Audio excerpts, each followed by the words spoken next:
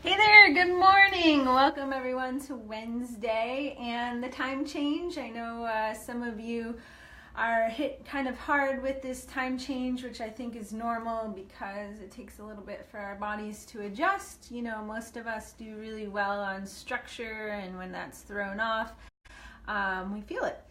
But anyways, today we're going to talk about sitting and why sitting causes so many negative effects on the body. What are some of those negative effects on the body? And hey Katie, what you can do to reverse it. So if you're watching now, start to comment, comment below some of the negative effects that sitting has on the body that you've heard of.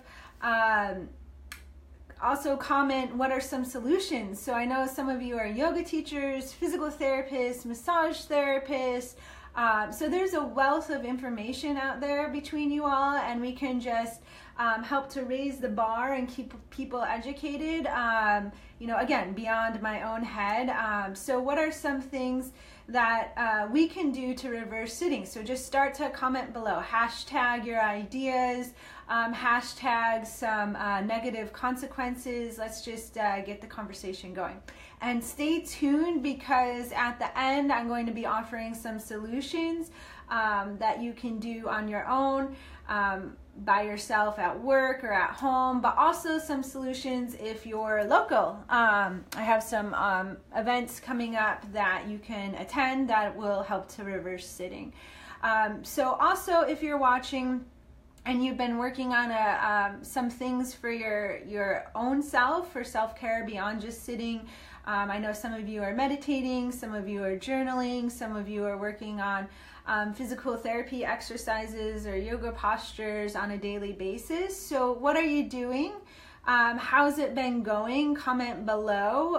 Let me know how things are going, and if you're stuck, be courageous. Admit, this is not working for me. I'm not following through, and I'll help you. And that's the thing. No one knows that you need help unless you are, take the risk to say like, hey, I need some improvement here. This isn't working. So if you're courageous and say that and comment below, then I'll come help you. All right. So some of you know that sitting has been in the media as the new smoking, right?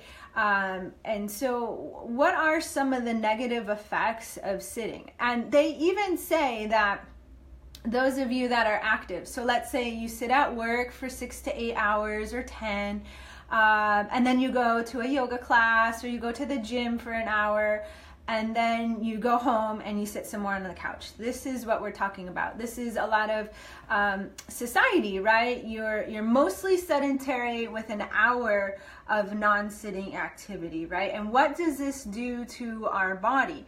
So let's talk about musculoskeletal system first, right? So muscles, they begin to weaken and atrophy. So ab muscles, which, help to hold the spine, help us to stand up tall, have, the best posture, they start to weaken.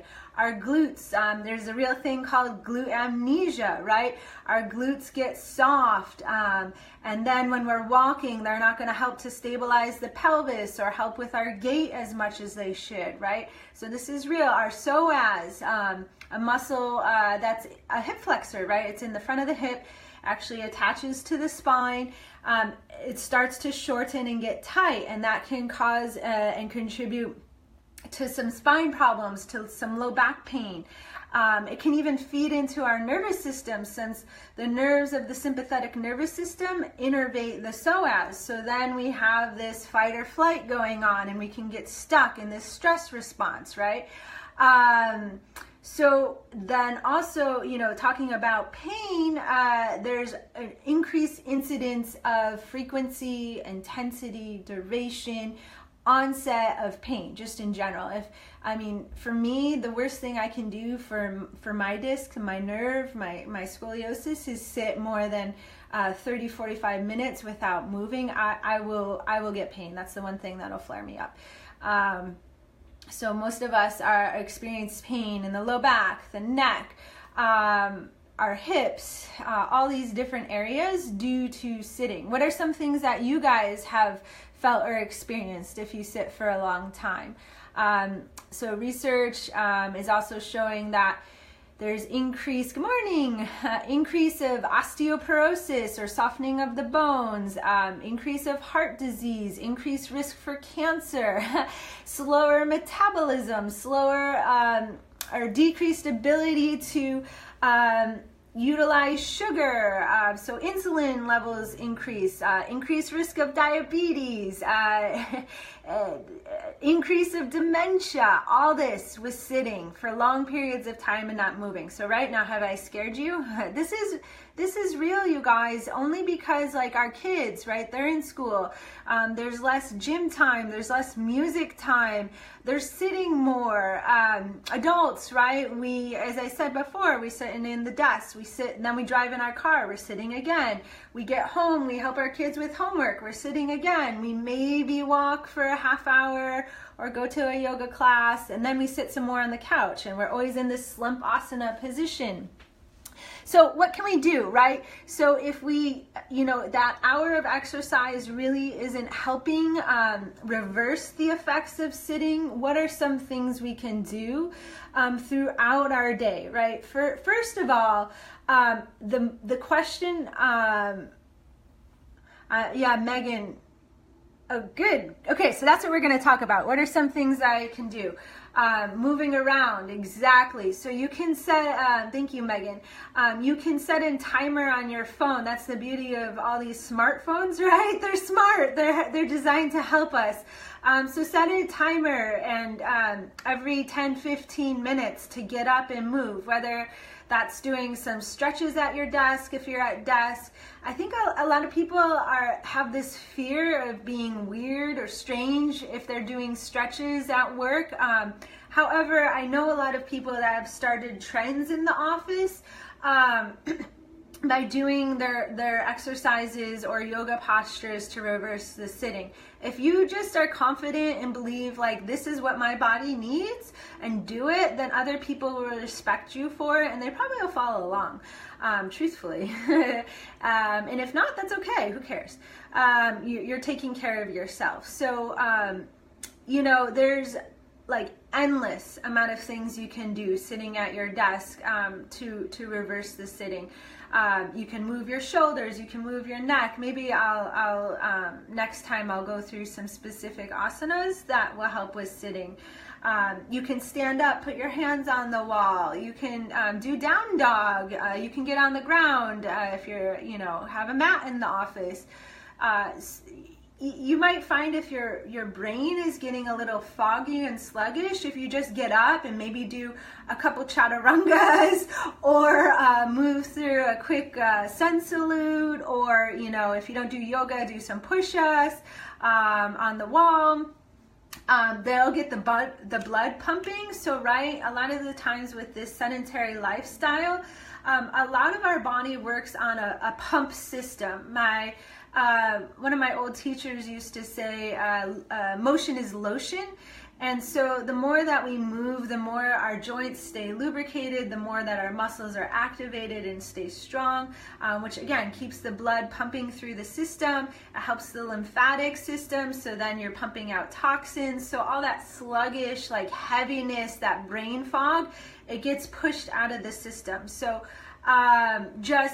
just walking around the office, getting up and taking a brisk walk outside can get the blood flowing, and then coming back to your desk. So doing that as often as possible throughout the day, at least once an hour. Get up, walk, get up, do some push-ups, get up, do some chaturangas, get up, do a sun salute, bring a change of clothes if you need to. Make it simple for yourself, right? All you need is 5-10 minutes, get up and move around. Often I get asked about stand-up desks and balls, right, to help replace the sitting.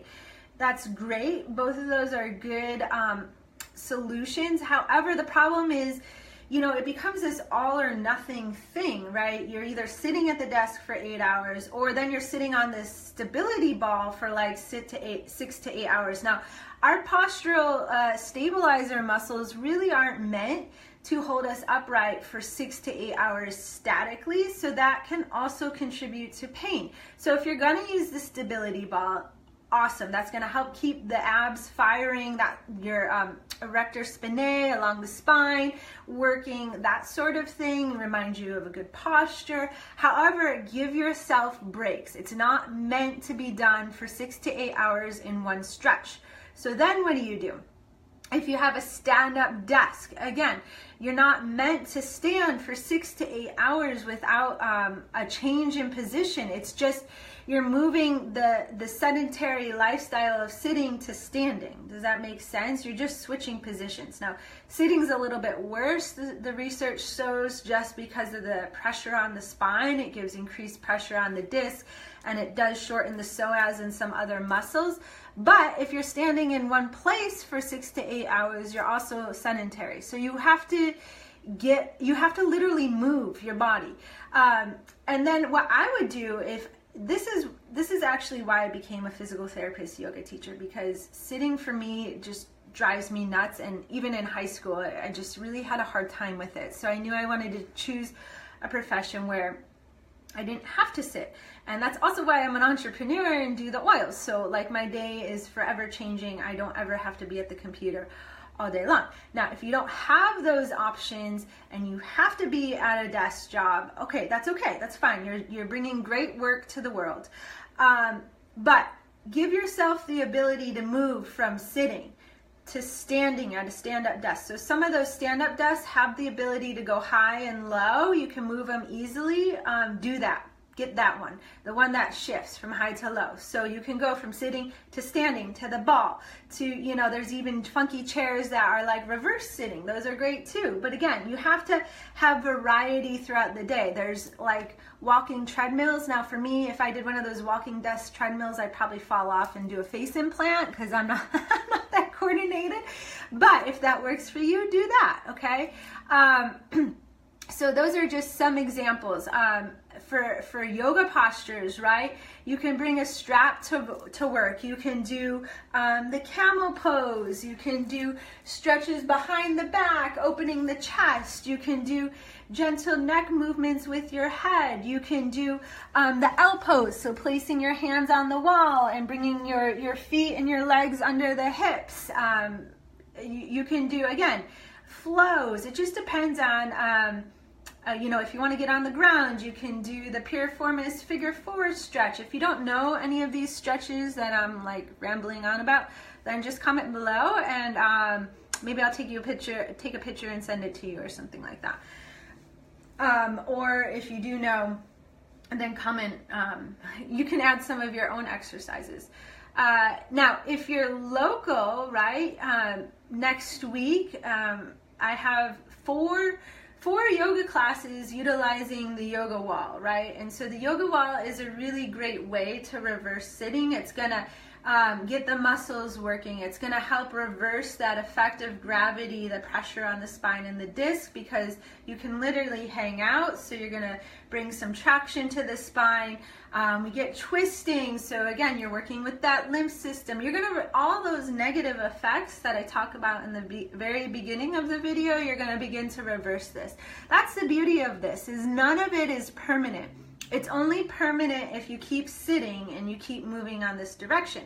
But if you start to, take action and begin moving more, you can actually reverse these effects. So, strengthening the bones, preventing osteoporosis, the ability for the body to metabolize sugar, reversing diabetes, all this you can change. And all you have to do is move. So come to the yoga wall with me if you're local. Next week I have 4 classes on the yoga wall. So there's like no excuses, right? Also because 2 of the classes are down south in La Jolla. And I love having you back in class, Sophie. And 2 of the classes are in North County, San Diego. So whether you live down south or you live in North County, there's a class. So, and guess what? There are different times too. Sorry, my battery's dying. Some of the classes are in the morning. Some of the classes are late at night at 7:30. Well, that's late for me. 7:30 p.m. Some of them are right after work. So there's no excuses. The only excuse is that you don't live local. And then if you want some tips or suggestions to a yoga studio near you, then comment below and or personal message me, and I'll help hook you up with a studio. So that's all I have to say today. So just get up, just get moving as much as you can, and it doesn't have to be long periods of time. It's better that it's interspersed throughout your day, this movement. So getting up every hour, walking for 10 minutes. If you do that, you know, you're at work 8 hours, that's 80 minutes of walking, which is really so beneficial in so many ways. So that's all I have to say. If you guys have any topic suggestions for next week, message me or comment below, and I'll get them in the schedule. So I hope you guys have a great week, and I'll talk to you soon. Bye.